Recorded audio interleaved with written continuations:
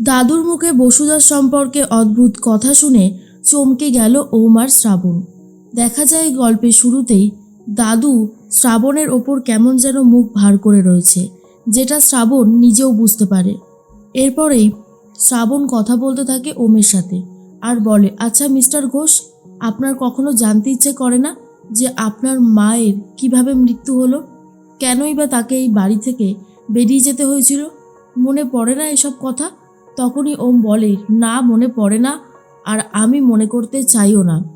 যা চলে গেছে তা আর কোনো দিনও ফেরত আসবে না, তাই এ সমস্ত কথা শুনে আর কি লাভ? এরপরে শিবের কথা জিজ্ঞেস করলে ওম বলেন, না, আমি কোনো শিব বলে কাউকে চিনি না। তখনই শ্রাবণ বলে, সত্যি সত্যি আপনি চেনেন না? ওম বলে, বলছি তো চিনি না, যদি চিনতাম তাহলে নিশ্চয়ই স্বীকার করতাম। এরপরে শ্রাবণ বলে, কিন্তু আমার যতদূর মনে হয় আপনারা 3 ভাই বোন ছিলেন, শিব, আপনি আর রোহিণী। কথাটা শুনেই ওম তখন বলে, আমরা 2 ভাই বোন, আমি আর রোহিণী, বুঝতে পেরেছ? তখনই শ্রাবণ বলে, কোথাও একটা ভুল হচ্ছে মিস্টার ঘোষ, আমি কিন্তু এমনি এমনি কিছু বলছি না, যা বলছি তা কারণ আছে বলেই বলছি। এই দেখুন, মায়ের এই ডায়েরিটা কোনোদিন আপনি পড়ে দেখেছেন? দেখুন, এখানে লেখা রয়েছে আমার 3 সন্তান। এবার নিজেই বলুন যে আপনারা 3 ভাই বোন ছিলেন কি না?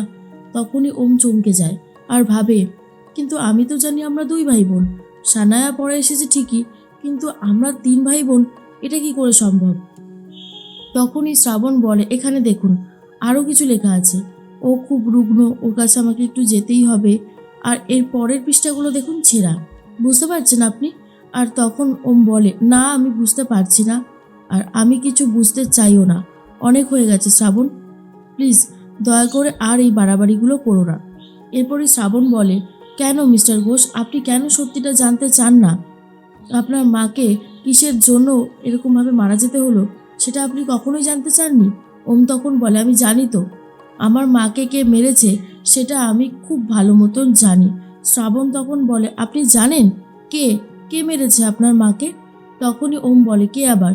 ওই যে বন্ধ ঘরে যেই লোকটা পড়ে থাকতো, উনি উনি আমার মাকে শেষ করেছে। শ্রাবণ বলে, বাবা? এটা হতে পারে না, আপনার কোথাও একটা ভুল হচ্ছে। বাবা কেন মাকে মারতে যাবে? আর সবথেকে বড় কথা, বাবা যদি মারতো তাহলে নিজেই স্বীকার করত। উনি এখন সব কিছু ভুলে গেছেন, কিন্তু এটা কখনো ভুলতে পারেন না যে উনি ওনার স্ত্রীকে নিজে মেরেছেন। কোথাও একটা ভুল হচ্ছে। কিন্তু ওম এটাই বিশ্বাস করে তার মায়ের মৃত্যুর কারণ এই সমরেশ। আর অন্যদিকে ওম বলে, দেখো শ্রাবণ, আমি না আর তোমার মুখ থেকে একটা কথাও শুনতে চাই না, দয়া করে তুমি একটু চুপ করো তো, অনেক বলেছ। এরপর শ্রাবণ ভাবে, মিস্টার ঘোষ যতই বলুক না কেন, আমাকেই কিছু একটা করতে হবে, সত্যিটা আমি বার করব খুঁজে। এরপর সবাই মিলে প্রার্থনা করতে থাকি, যেই প্রার্থনা শুনে সবারই খুব ভালো লাগে।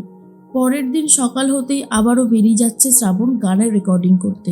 শ্রাবণের এই গানের রেকর্ডিং একদমই পছন্দ করছে না ওম। এরপর মল্লারবাবু বলে, শ্রাবণ, কোনো মানুষের মুখ দেখলেই বোঝা যায় সে কতটা ভালো আছে আর কি খারাপ আছে। আপনি যে খারাপ আছেন সেটা আপনার মুখ বলে দিচ্ছে। কি হয়েছে খুলে বলুন তো? শ্রাবণ বলে, কিছু হয়নি মল্লারবাবু, আমি একদম ঠিক আছি। মল্লারবাবু বলে, আপনি যে ঠিক নেই সেটা বোঝা যাচ্ছে, কি হয়েছে? শ্রাবণ বলে, আসলে আমার সাথে দাদুর সম্পর্কটা পুরোপুরি অন্য রকমের ছিল।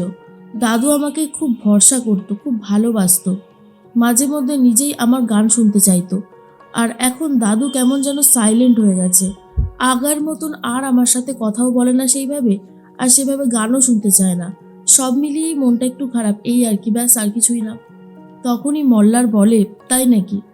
শুনুন, ব্রজমোহন ঘোষ কখনোই গান পছন্দ করেনি, বাড়ির বউকেও গান গাইতে দিত না। কথাটা শুনে তো শ্রাবণ চমকে যায়, বলে, এইসব আপনি কি বলছেন মল্লারবাবু? মল্লার তখন বলে, আমি যদি কোনো কথা ভুল বলে থাকি তাহলে আপনি বলবেন। ব্রজমোহন ঘোষকে জিজ্ঞেস করবেন, কেন আপনার শাশুড়ি মাকে গান গাইতে দেয়নি ব্রজমোহন ঘোষ? কেন ওনার ওপর এত অন্যায় করেছে, কিসের জন্য আপনি জিজ্ঞেস করবেন। আর যদি না বলতে চায় তাহলে তখন এই কথাটা বলবেন, যদি উনি অতীতে কোনো অন্যায় নাই করে থাকেন তাহলে ওনার অতীতটা বলতে এত ভয় কিসের? শ্রাবণের মাথায় এই কথাটাই চলতে থাকে। পরের দিন যখন সবাইকে খেতে দিচ্ছে, সবাই তো খেতে বসে পড়েছে, শুধু রোহিণী বাদে। আর সকালবেলায় সবাই এইভাবে প্রার্থনা করে, যেটা দেখার পর খুবই ভালো লাগে ব্রজমোহনের। আর বলে, সত্যিনাথ বউ, তুমি যে সবাইকে এইভাবে এক সূত্রে বেঁধে রাখতে চেয়েছো, আমার কিন্তু বেশ ভালো লাগছে। তোমার এই সকালের প্রার্থনার সময় সবার চলে আসাটাই তোমাকে আমি ফুল মার্কস দিয়ে দেবো। আর এর মধ্যে সবাই যখন খেতে বসেছে, রোহিণী তখন বলে, কি হলো বৌদিভাই, তুমি বসবে না? তখনই শ্রাবণ বলে, না রোহিণী, আগে তুমি বসো। এদিকে মৃত্তিকাও বদলে গেছে, সানায়াকে নিজের হাতে খাইয়ে দিচ্ছে। তখনই দাদু বলে, এই যে নাথ বৌমা, তোমার মনে আছে তো, আমার নাতনির কিন্তু বিয়ে সামনেই, সমস্ত আয়োজন কিন্তু এখন থেকেই শুরু করতে হবে, না হলে কি তুমি কমপ্লিট করতে পারবে? শ্রাবণ বলে, সব হয়ে যাবে দাদু, তার আগে তুমি আমাকে একটা কথা বলো, তুমি কি সত্যি গান পছন্দ করো? আর তখন দাদু বলে, গান পছন্দ করব না কেন? তোমার গান পছন্দ করি, কতবার শুনেছি বলো তো, আমার তো খুবই ভালো লাগে। এরপরই শ্রাবণ বলে, কিন্তু তুমি মায়ের গান পছন্দ করতে না কেন দাদু? কেন তাকে গান গাইতে দিতে না? কথাটা শোনার পরেই চমকে গেছে সবাই। আর এরপরেই দাদু খাবার ছেড়ে উঠে যায় আর বলে, তোমাকে অতীতের কথা বলতে বারণ করেছিলাম তো, তুমি কেন বুঝতে পারো না যে অতীতটা আমি আর টানতে চাইছি না? তোমার কি এটুকু বোঝার শক্তি নেই শ্রাবণ? শ্রাবণ তখন বলে, আছে দাদু, আছে। আমারও তো জানতে ইচ্ছা করে এই বাড়িতে আর কি কি রহস্য আছে। কেন আমার শাশুড়ি মাকে এইভাবে মারা যেতে হয়েছিল এত কম বয়সে? কেন উনি সংসার ফেলে চলে গেল? বলুন, আমাকে সমস্তটা আজকে বলতেই হবে। তখনই দাদু বলতে চায় না। এরপরই ওম উঠে দাঁড়িয়েছে আর বলে, দাদু, তুমি শ্রাবণকে নাই বলতে পারো, কিন্তু আমার মায়ের সম্পর্কে এই কথাগুলো জানার সম্পূর্ণ অধিকার আমার আছে। আমার মনে হয় আমি কোনো ভুল করছি না, তাই দয়া করে অন্তত বলো, কেন তুমি এই কথাগুলো আমাকে বলতে চাও না? কেন আমার মায়ের গান তুমি পছন্দ করতে না? শ্রাবণের গান তো তুমি পছন্দ করো, তাহলে অসুবিধাটা কোথায় ছিল? দাদু মনে মনে ভাবে, কি বলবো আমি এখন, কি বলবো, আমি তো কিছুই বুঝতে পারছি না। রোহিণী বলে, দাদু তুমি উত্তর দিচ্ছ না কেন? তখনই দাদু বলে, গান আমার ভালো লাগে, বাড়ির বউ গান গাইলে আমার কোনোই অসুবিধা হবে না, আর হয়ও না। কিন্তু সেই গান যদি অন্য কোনো আসরে জমায় বাইজির মতন, তাহলে সেটা ভালো লাগে না। কথাটা শোনার পরেই ওম প্রচণ্ড ভেঙে পড়ে আর বলে, শ্রাবণ, আমার মাকে তো আমি অনেক আগেই হারিয়েছি, তাকে আমি কোনোদিনও আমার সামনে পাবো না, আর চাইও না। এখন আমি তোমাকেও আর সহ্য করতে পারছি না, চলো এসো, তোমাকে বার করে দেবো। বলেই শ্রাবণের হাত ধরে বার করে দিয়ে দরজার ছিটকিনিটা আটকে দিয়ে ও নিজেও খুব ভেঙে পড়ে কান্নাকাটি করতে থাকে। আর শ্রাবণ বলে, মিস্টার ঘোষ, দরজাটা খুলুন। কিন্তু ওম আর কোনোভাবেই দরজা খুলতে চায় না। আর শ্রাবণও ভীষণ ভেঙে পড়েছে, বুঝতে পারে না এই অবস্থায় কি করবে আর কি না করবে।